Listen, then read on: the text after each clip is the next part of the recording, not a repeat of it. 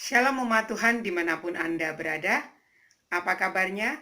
Saya berharap Anda dalam keadaan yang selalu sehat, tetap sehat, dan semakin sehat bersama Tuhan Yesus. Jumpa lagi dengan YouTube channel saya di Lydia Lim Ministry. Kali ini saya membagikan sharing kebenaran firman Tuhan tentang bagaimana kita menjadi seorang sahabat yang peduli dengan teman-teman kita.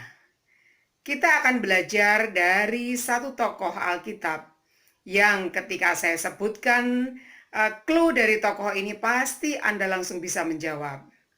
Dia adalah seorang tokoh Alkitab yang muda, keren, pintar, punya kecerdasan 10 kali di atas rata-rata teman-temannya di waktu itu.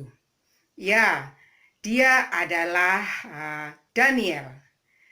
Daniel, dia memiliki sifat atau kepribadian yang sangat setia kawan.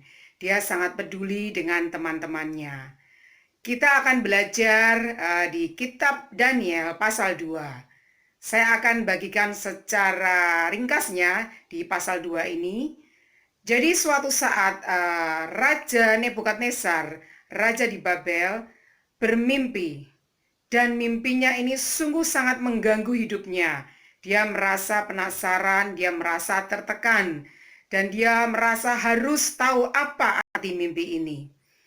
Lalu Raja Nebukadnezar menyuruh semua para orang-orang pintar di kalangan istana, bahkan seluruh ahli-ahli sihir, tukang jampi, ahli nujum, semuanya dikumpulkan untuk bisa menebak mimpi raja dan mengartikan mimpi raja ini. Tetapi tidak ada yang bisa berhasil menebak mimpi ini.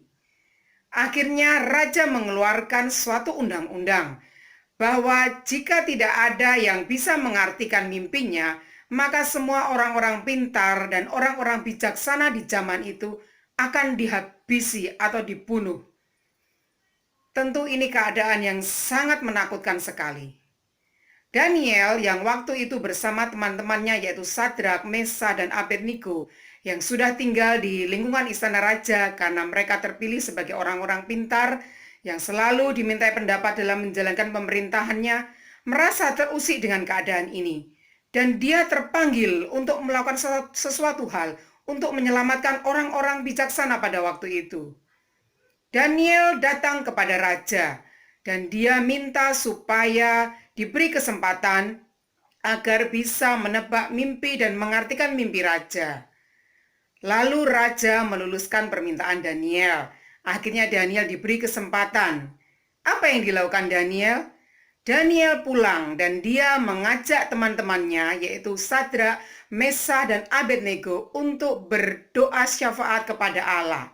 Mereka akhirnya berdoa minta kasih karunia Tuhan supaya Tuhan menyingkapkan misteri raja itu dan bisa mengartikan mimpi dari raja itu. Akhirnya Allah yang disembah Daniel menyatakan mujizatnya, menyatakan perkenanannya, sehingga Daniel diberi satu rahasia untuk bisa menyingkapkan misteri mimpi Raja Nebukadnezar. Daniel akhirnya datang kepada raja dan menjelaskan semua mimpi raja itu. Dan sungguh suatu keadaan yang luar biasa. Raja Nebukadnezar benar-benar sangat kagum dengan hikmat yang dimiliki oleh Daniel, sehingga mimpi itu semua terjawab.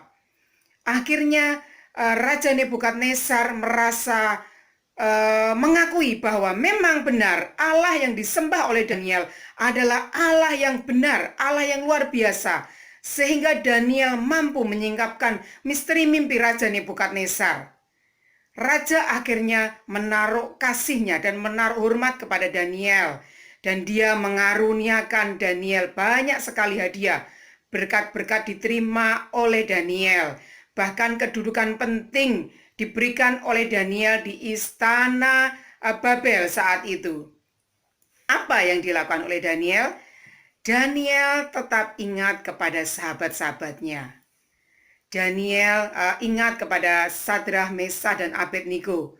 Jadi di waktu Daniel sudah mendapat keadaan yang baik, dia dipermuliakan oleh raja, dia tetap mengingat sahabat-sahabatnya. Karena sahabat-sahabatnya pula yang pernah mendukung Daniel, bersama-sama berdoa minta hikmat Tuhan untuk bisa menyingkapkan misteri mimpi raja itu. Daniel akhirnya memintakan satu jabatan pemerintahan kepada Sadrak, Mesah, dan Abednego. Satu jabatan yang sangat penting yang diterima oleh teman-temannya itu. Dari sini kita bisa belajar bahwa Daniel bukan pribadi yang lupa akan teman-temannya, tetapi dia adalah satu pribadi yang sangat peduli dengan teman-temannya.